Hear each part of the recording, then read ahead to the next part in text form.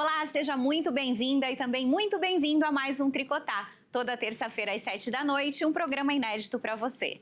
Quando a gente fala em saúde bucal, muita gente ainda pensa apenas em dentes bonitos ou em estética. Mas a verdade é que a boca revela muito mais sobre nós do que imaginamos. Ela pode sinalizar inflamações, desequilíbrios, dores, impactar a mastigação, o sono, a autoestima, os relacionamentos e até a saúde do corpo como um todo. Hoje vamos entender por que cuidar da boca vai muito além do sorriso. Fica comigo que está começando mais um Tricotar.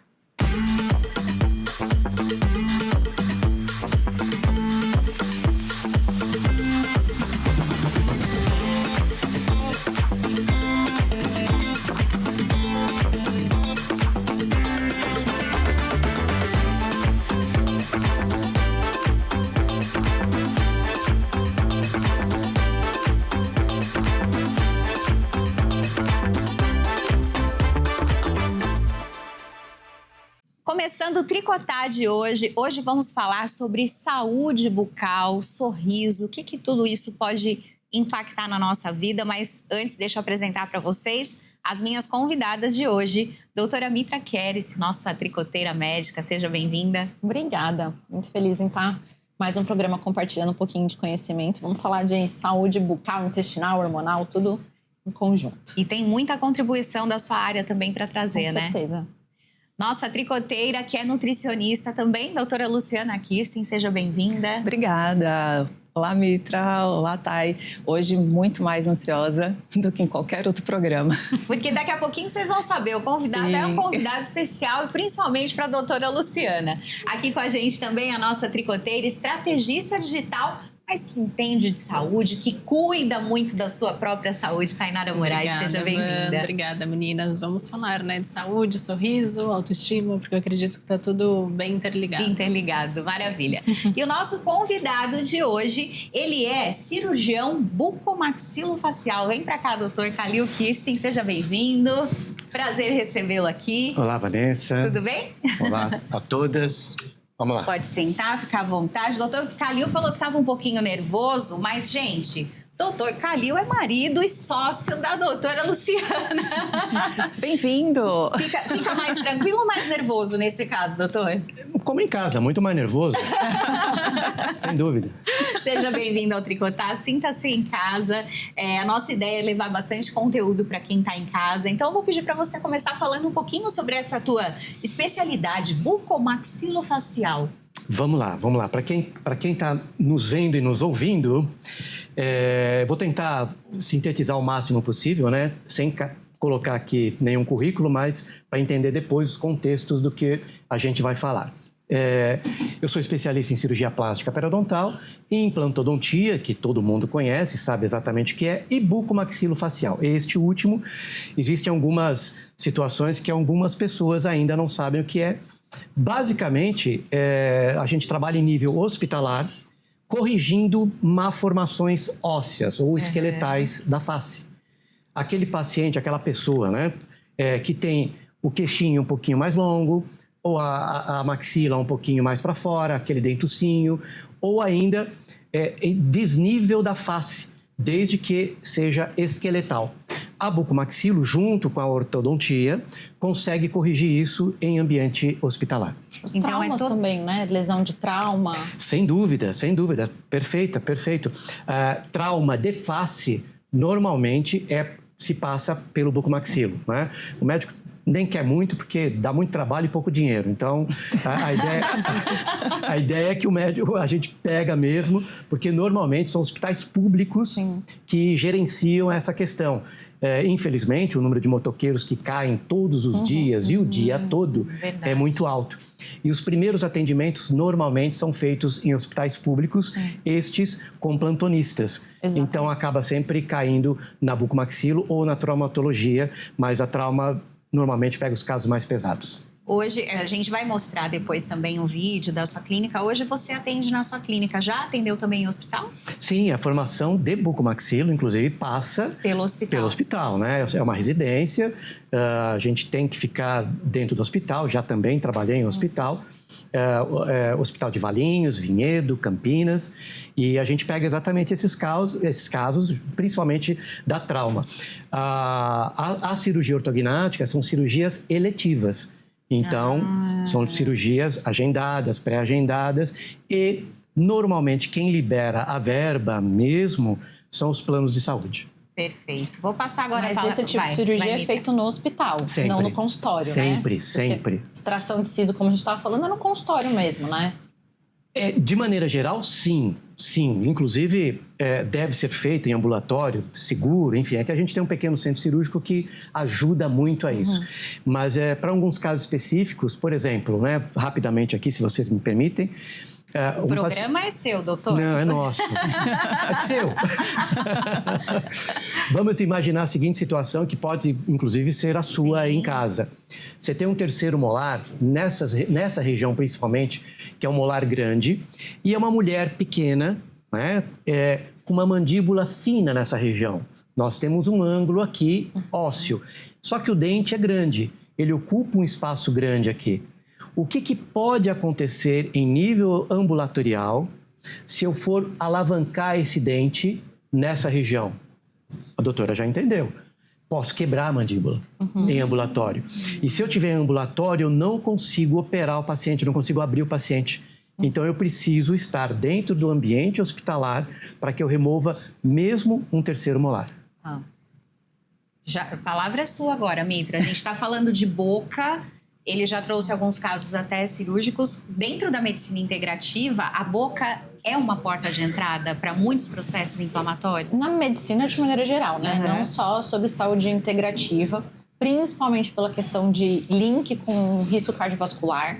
A gente tem um risco de endocardite por infecções bucais, porque se eu tiver porta de entrada pelas bactérias na boca e isso cair na corrente sanguínea, um dos locais que podem ser acometidos são as válvulas cardíacas, né? Então, aumenta o risco cardiovascular consideravelmente. Então, isso não vai... É medicina tradicional mesmo, não tem nada de medicina tão funcional integrativa. Mas quando a gente vai olhar para o lado mais da medicina funcional integrativa, tem a questão da relação intestino, sistema digestivo, porque a gente tem uma translocação de bactérias, é um sistema só. Sim. Nosso sistema digestivo começa com a boca, a saúde digestiva começa com a mastigação. Então, que aí a Lu pode falar muito mais sobre isso. Tem uma questão de, antigamente, se usarem muitos aqueles amálgamas, né? Que são obturações com metais pesados, que podem causar um processo inflamatório crônico e subclínico. Hoje em dia, existem alguns casos onde a gente recomenda a troca, né? Isso, aí a gente entra realmente mais num lado integrativo. Toda a parte de processo de inervação bucal também pode ter relação com diversos sistemas do organismo, né? Existe uma área onde a gente leva a uma avaliação maior da boca, porque o paciente começa a ter dores em locais sem explicação nenhuma no corpo e que pode ser por lesões dentárias que ninguém está vendo, né? Porque o processo desde o desenvolvimento embrionário começa realmente pelo desenvolvimento da cavidade oral. E aí tem relação com o desenvolvimento do sistema nervoso do nosso corpo todo. Então, existe uma relação muito grande com a nossa saúde como um todo. Mas que eu acho que parece que às vezes a gente não dá tanta importância, né? Vou virar aqui agora para a doutora Luciana, que é sócia do doutor Calil e também nutricionista e especialista em modulação intestinal. O que tudo esse assunto tem a ver com o teu trabalho? Tudo a ver, e principalmente porque as pessoas acreditam, né, existe isso na nossa sociedade, de que as pessoas acreditam que algo que está acontecendo na boca é temporário e que não é importante, que vai passar. Tá sangrando? Vai passar. Tá sangrando 3 dias? Né? Vai passar. Nada é emergencial na boca. Por isso que quando a maioria das pessoas buscam um profissional da odontologia, elas já têm problemas muito maiores. Porque elas sempre vêm acreditando ao longo do tempo que aquilo vai passar. Então, tá quebradinho só um pedacinho. Não tem problema. Só que daqui a um tempo isso se torna uma cárie, isso se torna um canal, uma endo. E se isso vai se prorrogando, vira um implante. Então, vem a perda do dente. Então, ele sempre fala, né, que se na unha ela ficar encravada e doer, a gente já vai para um pronto-socorro. Mas na boca, tá sangrando, você tá sentindo o gosto de sangue. E acha que é normal. E acha que é normal. Que é temporário, né, que vai passar. Eu acho que o medo de dentista vem até por isso, né? Porque a pessoa busca o dentista quando o problema já tá muito grande. E não quando, vou fazer uma limpezinha. Raramente o paciente vai fazer uma limpeza periodicamente, toda vez, né? A cada 3, 6 meses, enfim, 3 vezes por ano. Não, ele só busca esquece, quando... né? Tá tudo bem, não é emergencial, que né? tá tudo Tá bem. tudo Aí ele busca quando ele tem a dor. Exato. Às vezes ele já tem que fazer um canal, já tem que tirar um dente. Aí óbvio que vai gerar um trauma ali, porque não é legal, né? Não é fácil você ficar com a boca ali aberta, dolorido. Então, acho que o medo do dentista vem por isso mesmo. E tanto que a gente estava falando nos bastidores, né? De cortar o mal pela raiz. E, de fato, vem isso para quando tem que tirar um dente. Então, você tira a dor ali do dente pela raiz e sente essa dor. Então, acho que além da questão só dental e da questão, né, oral, tem a parte do psicológico mesmo, né? Que tem que ser preparado para não ficar tão abalado e para que tudo seja tratado de uma ótima maneira. Então, vem a parte das disfunções, desbiose, tudo isso que a gente sabe também que tem uma somatização de várias coisas, né, que acarretam a isso, e tá tudo muito interligado mesmo, assim mesmo. Muita gente ainda tem medo, doutor, de procurar um dentista, arrancar o mal pela raiz. Você estava falando aqui pra gente. Eu confesso que eu não sou aquela pessoa que adora ir ao dentista, não. A gente falou no briefing, né? Então vamos escrachar logo de vez. É óbvio, eu morro de medo de dentista. Eu também. Não vou num colega, a primeira coisa que eu falo, cara, pelo amor de Deus, anestesia aí? Não, eu só vou fazer... Não, anestesia, pelo amor... Mas a anestesia já dói, doutor. Mas dói menos do que é. A gente sabe disso. Uma dorzinha, né? Uma dorzona. E a gente precisa entender as questões das gerações, né? As gerações mais antigas era tal do arrancar o mal pela raiz. As gerações mais novas iam no consultório do tio José, do tio João, que tinha balãozinho e tal, e já não tinha aquele personagem dentista como o vilão da coisa. E aí acabou que essas pessoas aceitavam mais a profissão do dentista. Mas o fato é que eu sempre que posso, se você me permite, é que assim... O latino, de maneira geral, tá? Aqui eu vou no latino para não falar do norte-americano nem do europeu. O latino, de maneira geral, coloca a boca, ela até sabe o que eu estou falando. Eu já sei até o final da frase. A boca como um ser à parte do corpo. Então, a minha boca... Explica melhor isso a pra minha gente. boca pode sangrar, pode lesionar, eu posso abrir a boca e ver uma ferida que tá tudo bem. Tá tudo bem. Se eu tiver uma ferida em qualquer parte do corpo, meu Deus, dermatologista, eu vou morrer, porque eu vou ter câncer, uma pintinha que pegou do sol aqui, eu vou morrer. Agora, na boca não. Na boca o cara tá sangrando, tá com dente mole, tá com bafo que nem ele aguenta e tá tudo bem. E aí vem as questões também, além de tudo que vocês falaram, da disfunção temporomandibular. As pessoas, como a doutora já citou, às vezes tem cefaleia, uma dor de cabeça que já foi no neuro, já foi no ortopedista, já foi no clínico e ninguém descobre de onde vem. Muitas vezes vem do sistema da boca. Essa boca está funcionando mal, essa boca está mal articulada. E aí, rapidamente, sem dar aula de anatomia... Mas pode dar aula aqui pra Não, gente, vamos dar, tem não, problema. sem dar aula disso, senão fica chato demais. Mas vai dar para entender. Para você abrir e fechar a boca, você tem uma mandíbula que é solta. Lembra do filme lá, né? Qualquer filme de esqueleto. Isso aqui é solto. Para isso funcionar, é como um guindaste. Então, eu tenho um músculo que pega aqui embaixo. Esse músculo se liga aqui a um outro músculo, que não é aula de anatomia, mas eu vou chamar de temporal, tá? E aí eles se cruzam. Este cara aqui vem aqui para trás e vai. E esse é um nome complicado, mas chama-se esternocleidomastoideu. Ele vem aqui na coluna. Olha só, para eu abrir e fechar a boca, ou seja, para eu tagarelar do jeito que eu estou tagarelando aqui, eu preciso de um monte de gente funcionando para mim. Se eu aqui não tiver numa composição perfeita, eu começo a forçar um pouquinho esse músculo, que força um pouquinho esse músculo, que força um pouquinho esse músculo, e daqui a pouco a pessoa tá assim, não tá sabendo por quê. O contrário também, né? quem vive tensionado, e tanto por trabalho, hoje a gente vive a era de estresse e ansiedade. À noite é um processo onde é comum as pessoas morderem também muito forte, né? Mandíbula. E isso também ocasiona alteração, né? Isso até é uma coisa que eu ia perguntar. Eu também. Apertamento, né? Uma coisa que eu ia perguntar. Hoje em dia, né, as pessoas são mais ansiosas. Vocês sentem que o bruxismo, essas, né, doenças do apertamento aumentaram com o tempo? Eu tenho certeza que você deve ter, então, um dado para isso. Tem. Tá. O que, não tem, é uma pergunta, uma dúvida. É que é uma coincidência, então.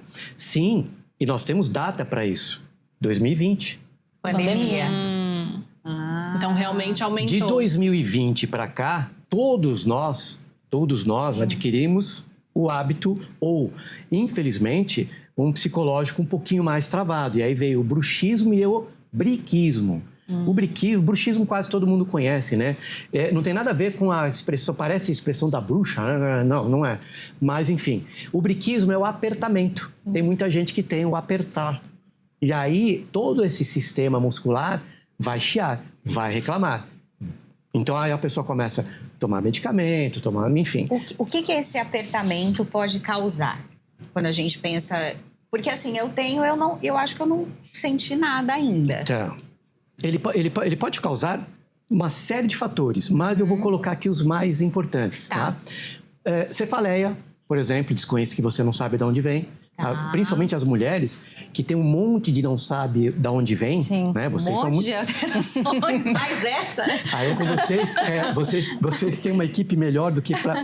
Mas assim, tem muita coisa em vocês, hormonais, que funcionam e às vezes está um pouco desregulada e não tem nada a ver com isso. Mas a cefaleia, sim, é pontual. Desgastes de dentes, né? Você vai desgastando aos poucos, é óbvio. Eu tenho 2 pedras que todo dia se tocam um pouquinho, mas um pouquinho todo dia. E isso, ao longo do tempo, você acaba ficando, inclusive, em alguns casos, uma pessoa parecida como um ruminante. Ou seja, aquele dente de cavalo, de vaca, que não tem, quem não viu, dá um Google aí. Dá um Google aí. Que não tem ponta, não tem cúspide. A pessoa vai aos pouquinhos ruminando e desgastando essas pontas. E aí chega uma hora que começa a balançar tudo. Aí vem um terceiro problema, que esse é o mais grave. O de ATM. Sim. Que é o deslocamento, principalmente, da mandíbula em relação à maxila. Algumas pessoas têm estalos. Você está comendo, daqui a pouco... Nossa, eu já ouvi de eu uma já escutei amiga. também. Já tive, né? Esse estalo, o que é? Também sem dar aula de anatomia, mas a mandíbula ela tem que funcionar nesse sistema aqui, ó. Quando você morde e todo o sistema não funciona, ela vem clac, e dá um pulinho para frente. Esse clac é exatamente a mandíbula saindo da maxila. E aí ele dá esse clac. E milhares de pessoas, mas milhares, talvez milhões no mundo inteiro, tem esses tipos de problema. Eu citei 3 aqui para a gente sintetizar. Maravilha. Já que a gente está falando de mandíbula, de apertamento, eu vou perguntar para a doutora agora a importância da mastigação. Também, Mitra, se quiser contribuir, tá? Tainara. Tainara? A Tainara, eu sei que ela cuida muito. Eu sei que ela faz Eu faço. né, Raspa raspa a a língua. Eu Raspa a sei que ela... língua. Mas a questão da mastigação, que muitas pessoas ainda sabem da importância do quanto que você deve mastigar, mas às vezes com a correria do dia a dia não mastiga o quanto deveria. O que isso pode impactar na nossa saúde como um todo? Primeiro entender que a mastigação, ela vai preparar o alimento para a deglutição. Então, você precisa de um tempo até para aumentar a quantidade de saliva na hora que você coloca o seu alimento na boca, para que então venham a enzima, a amilase, e venha ali e comece a fazer a quebra do carboidrato do alimento que você começou a ingerir.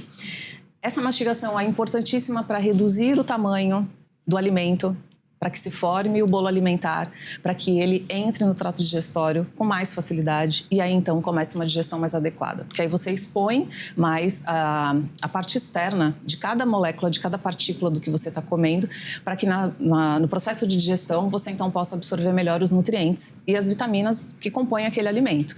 Então, quanto maior o tamanho desse alimento, vai sobrecarregar o seu intestino. Sobrecarregando o seu intestino, dependendo do que você está comendo, entra até em estado de putrefação. Então, vai gerar eructação, gases, a distensão abdominal, fezes fétidas.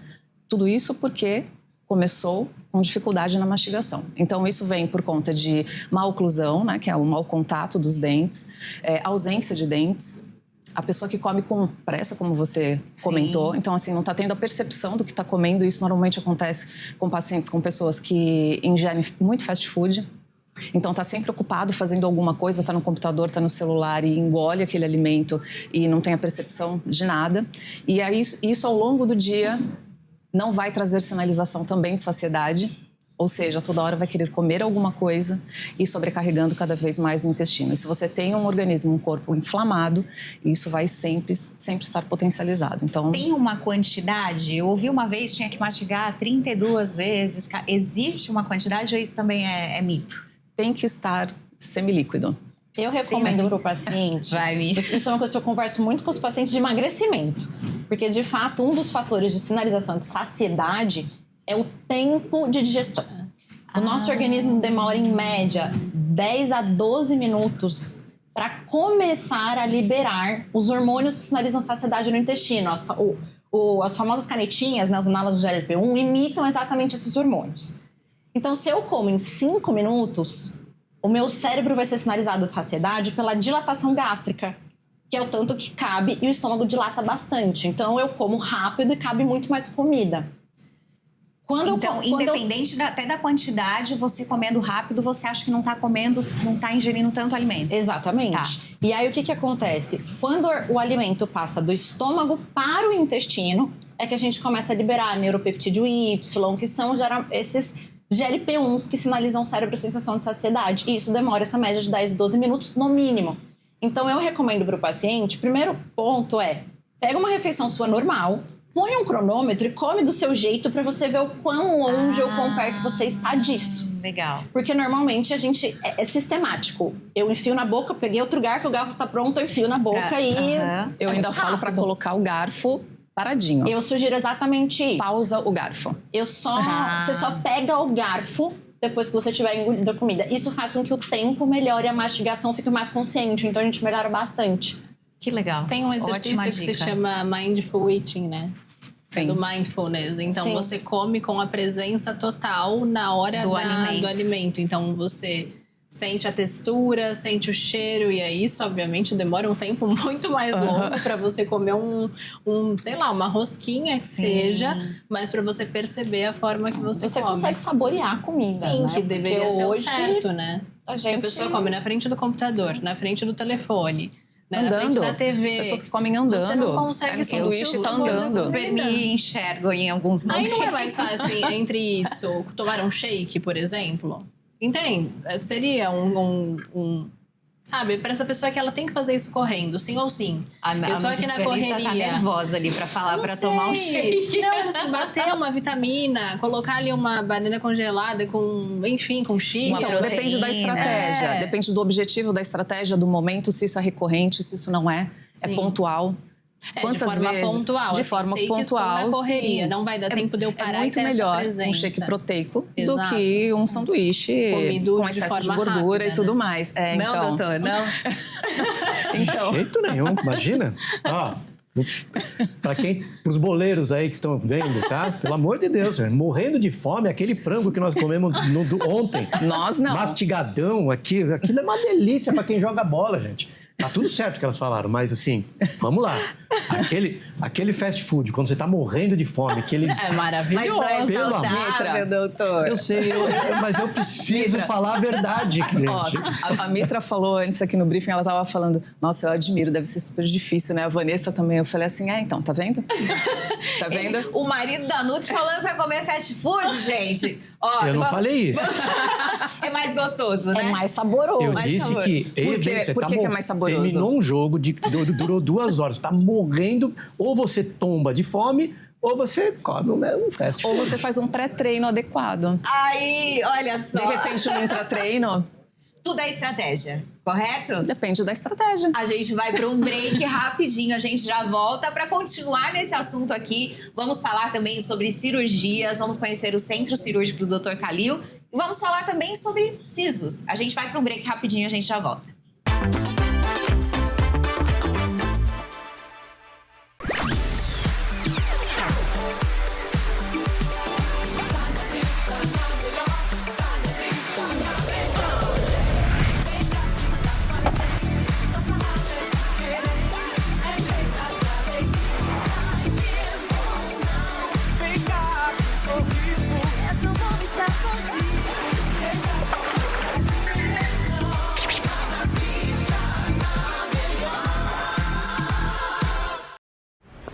Ei, você sabe que temos uma forte ligação, né?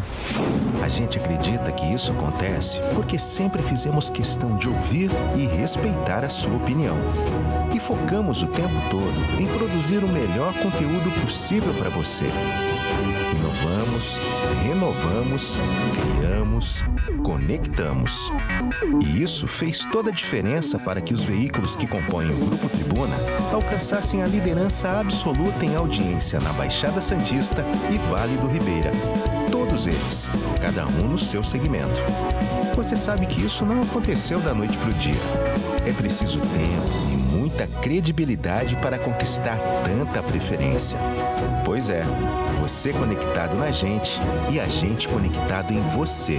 Informação, entretenimento e compromisso com a região. Grupo Tribuna. Tudo nos conecta.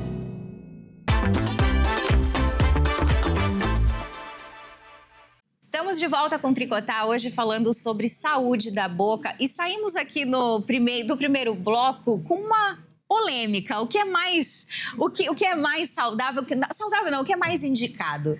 Se você não tem tempo, bater um shake lá e você tomar, você comer fast food, que vai saciar a sua vontade de comer, como disse o doutor. Mas se você comer um fast food, você vai mastigar mais vezes e também a tua saciedade vai mudar, segundo a doutora. Vamos lá, eu quero ouvir todo mundo agora. Vai, Tainara, vai no shake, vai no fast food? Depende.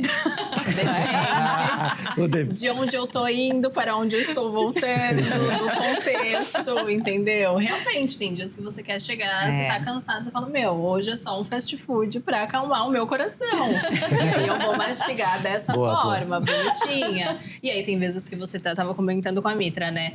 Eu tenho a necessidade de mastigar muitas vezes, de comer lentamente. Então, se eu sei que eu tô atrasada pra alguma coisa e que eu não vou ter o tempo para fazer a refeição da maneira que eu gostaria, isso eu já sei que vai me deixar angustiada porque eu vou ter que comer rápido. E aí eu prefiro ir bater um shake sabendo que eu vou chegar aqui e não vou estar com fome. Então, assim, depende. Eu acredito que tem que você ver a situação, né? Ver o que vai se adaptar ali. Mas óbvio que depois de um show, por exemplo, é uma delícia você passar num fast food, né? Doutor falou depois de um futebol, ele falou depois de um futebol. Vai defender o fast food. Vai, Mi. Eu falei. Vai sair na gravação. Quem não gosta de um trash, meu? Não, é que a gente fala muito de estratégias super anti-inflamatórias. A gente sabe que não é o saudável, que é inflamatório e tem diversas questões. Claro. Mas quando a gente também fica 100% do tempo vivendo só atitudes de alimentação anti-inflamatória, você desensibiliza o seu organismo a reagir ao processo inflamatório. Poxa, então, de vez em quando, você comer um fast food, você comer um doce, você dá um restart pro teu organismo, lembrar que ele tá vivo, né? Isso também é importante. Agora eu quero ouvir a doutora nutricionista depois dessa defesa. Doutora, e agora? Agora, para me defender, vai ser difícil. Mas não tem um fast food que é um pouco mais saudável? Um hambúrguer gourmet com Tem, o que eu como. Vai, doutora. O que eu defenda. como. Só que, claro que eu não vou falar de marcas aqui, mas sim, tem um fast food que eu como. A não ser que a marca mande aqui pra gente.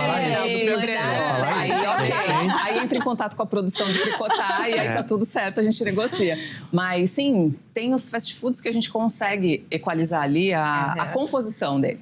Então, evitando um excesso de gordura, evitando um excesso do queijo, evitando um excesso de molho. Molhos, né? E sim, às vezes a gente até saindo do consultório numa sexta-tarde, a gente vai lá e come o sanduíche e tá tudo bem. Mas com equilíbrio sempre. Perfeito. Equilíbrio sempre. Então, a gente fechamos essa parte aqui do fast food. O doutor Todos já amigos. falou que é. Todos amigos. Vamos entrar agora um pouquinho para falar de cirurgias, que eu acho que é algo importante para a gente trazer. E eu quero pedir também um vídeo para a gente mostrar lá na tua clínica, o centro cirúrgico. Pode colocar para a gente, Figueira? E aí você pode ir falando pra gente o que está acontecendo ali. Nós temos um pequeno centro cirúrgico, né, na nossa clínica. São cirurgias eletivas, mas às vezes de grande porte. Nós já tivemos cirurgias dentro desse centro cirúrgico, maiores, muito maiores, inclusive que em hospital. Cirurgias de 9 horas e 15 minutos, por exemplo. São cirurgias que a gente tomou 2 períodos. O período da manhã, fizemos o paciente descansar, nossa equipe também, e partimos para cirurgia, para o mesmo paciente na cirurgia à tarde. O que foi isso? Foi uma reabilitação total óssea, ou seja, transplante ósseo na região de mandíbula e de maxila. 9 horas de cirurgia. 9 horas e 14 ou 15. Tá lá na ata cirúrgica. Tá. Mas eu lembro perfeitamente, inclusive lembro do paciente, porque não é todo dia que a gente faz uma cirurgia dentro de ambulatório de 9 horas ou mais. Então... O paciente é sedado? O paciente é medicado. A gente dá um forte ansiolítico para ele, porque eu também preciso que ele esteja responsivo. Então, eu preciso da colaboração dele eventual. O paciente opera com fone, enfim, a gente tenta deixar ele no melhor ambiente possível fora do hospital. É uma delícia operar dentro do hospital, porque o cara tá lá, aí é fácil movimentar. Doutor, porque no hospital pode sedar e no ambulatório não, ou não? Não. No hospital eu tenho muito mais liberdade, porque eu tô com o anestesista ali. Vamos lá, eu apago o paciente por completo. Então, eu viro o paciente, mexo para lá, mexo para cá. E eu pego 2 tipos de nervo, né? O sensitivo e o motor. No ambulatório, eu só pego o sensitivo. Semana passada mesmo, eu operei um amigo meu de infância, que por mais... Ele estava sedado, ele estava apagado. Eu fui na casa dele no sábado, vou tentar ser rápido para não tomar tempo. Não, foi ontem, foi sábado. E ele falou, não lembro de nada. Mas... A anestesia dentro de consultório, e para vocês terem conhecimento disso, a gente só consegue neutralizar o nervo sensitivo. O motor ainda fica ali. Então, para quem já tirou algum dente, para quem já fez alguma coisa na boca, sempre vai ter... Quando o dentista, o clínico, o cirurgião fizer uma forcinha, você vai perceber ele mexendo. É o nervo motor. Não sente dor, mas você sente o movimento. Você sente movimento. E aí muitas pessoas, principalmente a minha geração, que morre de medo, eu tô com dor, você vai me matar. Não, você não tá com dor, mas o teu corpo tá dizendo, você tá com dor sim, sai dessa. E aí vem a confusão, inclusive mental, nesse aspecto. Porque eu como profissional, eu sei que o paciente tá sem dor. Eu testei o paciente, é esse mesmo.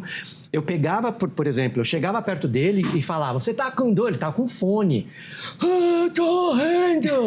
Nem encostava. E a esposa dele, no centro cirúrgico, para quem deu para perceber ali, eu fiz o meu centro cirúrgico como os principais hospitais particulares fazem, com vidro. Então, os acompanhantes podem olhar o que eu estou fazendo. Graças a Deus, podem olhar sem problema nenhum. E a esposa dele estava filmando. E aí eu mostrei para ela, tá vendo? Ele não está com dor. Eu estava longe, perguntando para ele se ele estava com dor, e ele estava relatando dor. Então, você vê como é uma questão muito mental para a questão da odontologia. O cérebro vai te... E esse paciente específico, ele tem muita dor. Mas, falando do centro cirúrgico, é claro que para o paciente, para o profissional, trabalhar dentro de um centro cirúrgico, mesmo que seja pequeno, é muito mais confortável, né? Para fazer um terceiro molar, para fazer o tal do siso, né? Que é o terceiro molar, ou dente do juízo, para os mais antigos. A gente vai falar daqui a pouquinho do siso, Perfeito. tá? Pode fechar. Perfeito. Então é isso, operar dentro do centro cirúrgico traz muita segurança, principalmente para grandes reconstruções, como transplantes ósseos, que é uma das minhas grandes vedete. Mas por outro lado, o ambiente do hospital, às vezes para fazer algo que é eletivo, eu muitas vezes prefiro evitar. É mais confortável. Você confortável, não tá com pessoas que estão ali com doenças, né? Então, tem suas vantagens realmente estar num ambiente... Vanessa, se você me permite... individual, né? Se você me permite, nessa linha de raciocínio, sem dúvida nenhuma. E assim, sem falar em nomes, você conhece muito bem essa situação. Muitas vezes, dentro de um hospital que a gente tem que operar, hoje já não é mais obrigatoriedade você entrar com um sapato especial, não é mais... Nem o propé, às vezes, é usado. Você chega no quarto, se troca, se paramenta, põe o pijama e pode ir para a cirurgia com o teu sapato da rua. Gente. Não é incomum, tá? Não é incomum. Infelizmente, é comum no Brasil porque o sistema de saúde não tem grana. Então, não dá para paramentar todo mundo que entra dentro da sala de cirurgia. No nosso pequeno centro cirúrgico, eu controlo absolutamente tudo. Então, como a doutora disse, eu prefiro muito mais estar num pequeno ambulatório desse do que num hospital, que fora essas questões óbvias, né, de que todo mundo ter doença, tá passando por um problema, lá é um ambiente controlado. Antes da gente ir para o SISO, eu preciso pedir para o senhor falar também sobre a questão do banco de ossos. Eu falei certo? Falei correto? Banco de ossos, sim. Banco de ossos, né? Banco Porque de eu ossos. achei isso tão fantástico, não sei se vocês sabem, mas para mim foi uma super novidade saber que você trabalha com isso lá no teu... Então explica pra gente um pouquinho melhor. Muitas vezes o paciente, ou com trauma, até da ortognática, mas vamos colocar a coisa da maneira mais simples possível. Um paciente que usa dentadura há muitos anos, né? Essa dentadura foi tirando os ossos dessa pessoa. E aí, cada vez mais, a pessoa fica com cada vez menos osso. Porque a própria dentadura vai desgastando osso. Aquela dentadura mesmo? Dentadura, aquela que a gente um dia viu na televisão, os nossos pais, os nossos avós já tiveram, ou aquela imagem característica, dá um Google aí, dentadura na copo d'água. Essa é show demais. Essa tá lá. Que veio na minha cabeça. Viu? Exatamente. Ou seja, Foi. viu? Assim, dá um Google aí, você vai ver lá dentadura no copo d'água. Cara, esse paciente, essa pessoa que usou essa dentadura no copo d'água, né? Durante muito tempo ele acabou ficando sem osso. Nenhum, né? Ou pouquíssimo. E aí entram os enxertos. Existem enxertos autógenos que a gente vai tirando do paciente, calota craniana, costela, ilíaco, a própria maxila, a própria mandíbula. Para pequenas reconstruções até dá para fazer. Mas durante muito tempo se discutiu o que era padrão ouro nesse tipo de reabilitação. E padrão ouro era o autógeno. Cara, é padrão ouro para quem? Para mim, que vou tirar o ilíaco e ficar um ano mancando? Para mim, que vou tirar da calota craniana, sou o paciente, para mim que vou tirar da calota craniana, e aí eu tenho que ter um neurologista dentro, eu tenho que ter um ortopedista dentro, eu tenho que ter um implantodontista, um bucomaxilo para fazer uma cirurgia e de repente não nascer mais cabelo, para quem é padrão ouro o autógeno? E aí em 2006, o Ministério da Saúde, junto com o órgão que organiza, né, os transplantes no Brasil, e aí quando eu falo transplante, de olho, de coração, enfim, também regulamentou para a odontologia o uso de transplantes ósseos, que nada mais é do que um mesmo transplante, só que com a grande sacada de poder esterilizar o osso, coisa que eu não consigo nas outras coisas. Eu não consigo esterilizar a pele, o coração, que vai a córnea, eu não consigo esterilizar isso, é óbvio. Mas os ossos a gente consegue esterilizar por raio gama. Então, não temos células viáveis. Então, nós não temos doença nenhuma relacionada ao doador. Então, a segurança disso é absurda. O mundo inteiro já sempre trabalhou com isso. E eu não sei o quanto eu posso estender, mas o mundo inteiro... Você vai ter que voltar, né? Pelo que eu tô vendo. O mundo inteiro regulamenta a venda desses tipos de tecido. Nesse sistema, eu acho que o Brasil acerta em não usar a palavra vender. Porque aí você cai num problema gigante, que peraí, eu tenho um parente que foi doador, então você está comprando, ficou feio. Mas lá fora é assim, tá? Europa, Ásia, Estados Unidos, é assim. Você vai nos congressos, você vê lá osso homólogo, né? Seco. Então você compra. Eu gosto mais do daqui. Primeiro que só algumas especialidades podem se vincular ao Ministério da Saúde para poder adquirir isso. Então, você já melhora muito esse tipo de situação. E segundo, que jamais você usa a palavra comprar. Isso não existe, porque vem para mim de forma gratuita. Eu vou... Doação, recebe isso? É uma doação, é uma doação. Exatamente, uma doação de órgãos. Eu não pago nada por isso. Ou seja, aqueles enxertos que eu fazia no hospital, de calota, costela, ilíaco, que eu precisava de uma equipe grande, a gente traz para ambulatório. Que legal. Então, aquele portador de dentadura que estava naquele copo que você visualizou, ele consegue, de novo, tomar uma vida decente com a implantodontia, desde que ele tenha osso suficiente. E aí entra essa questão que a gente falou. E o material necessariamente tem que ser osso quando não é autólogo ou pode ser algum tipo de prótese de outro material? Então, prótese não. Prótese não. Eu preciso reabilitar. Vamos lá. Eu preciso, para ter implante, para ter o pino de titânio, osso viável. Ou seja, eu tenho que ter um osso que tem um osteoblasto ali, né, que é uma célulazinha que é reconhecida como osso. Então, temos basicamente osteoclasto e osteoblasto. Essa célula do osteoblasto que vai grudar no titânio. Quando... Você deve ter gente aí que está vendo a gente, fez uma cirurgia de coluna, por exemplo, e teve que colocar uma placa ou de um fêmur artificial de titânio, aquele osteoblasto vai se formar ali, vai grudar naquele titânio. E quando a gente faz esses enxertos, eu preciso de grande enxerto.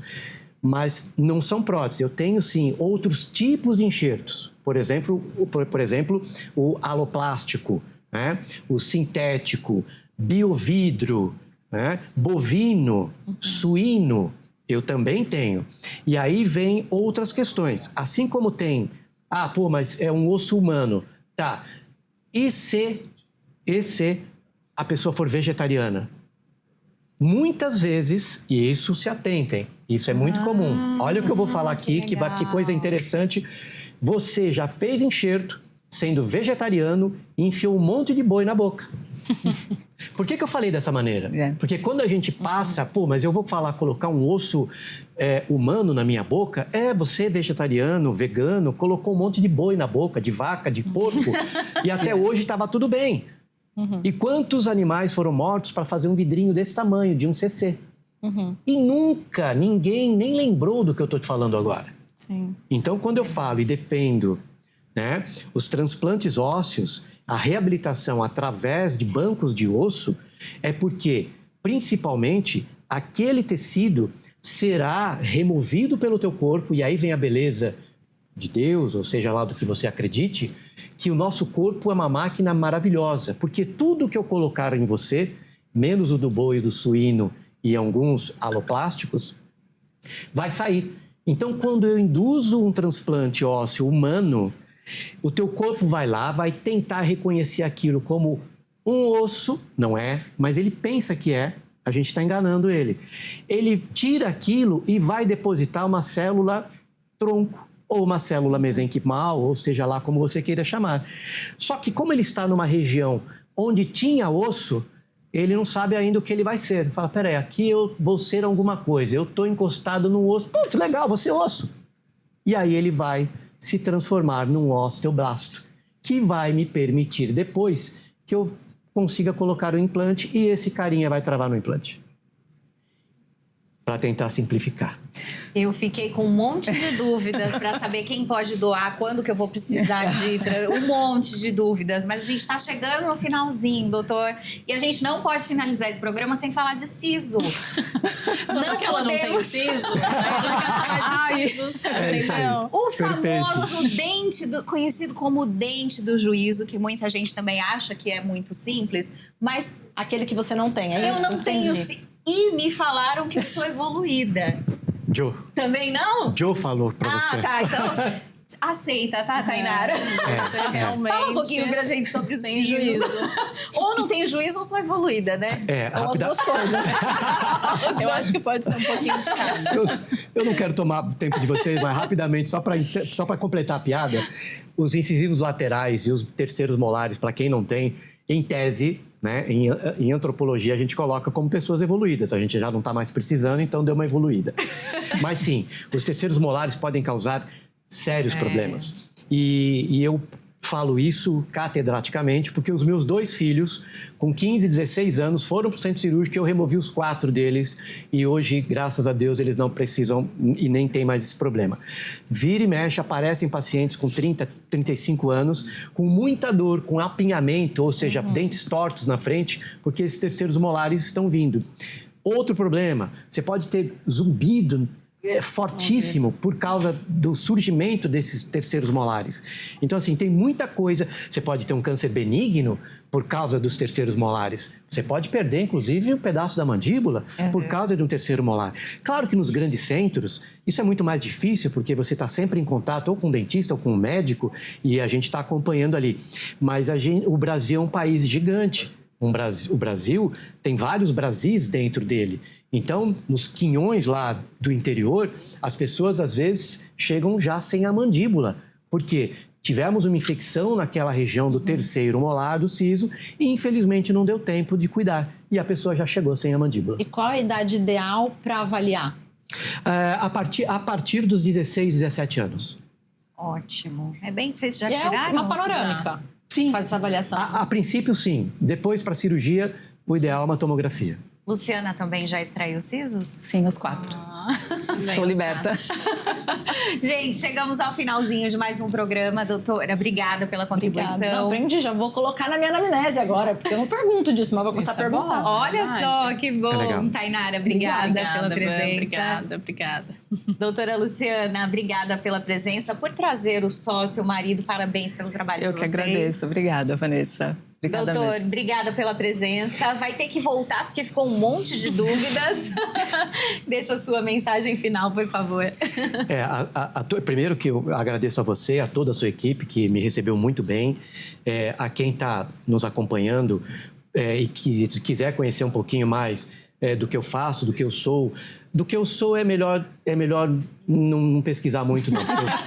Eu tenho um pouco de problema, mas enfim. Tá lá, deve estar aí em algum lugar, coloca Tá lá, doutor Calil Kirsten, enfim. E a gente vai estar respondendo a todos que entrarem em contato com a gente. Muito obrigada pela presença. Muito obrigada a você pela audiência. Sabe que toda terça-feira tem um programa inédito aqui com muito conteúdo, com muita informação, com muita leveza também. Um beijo e até semana que vem. Vamos dar um tchau lá na câmera.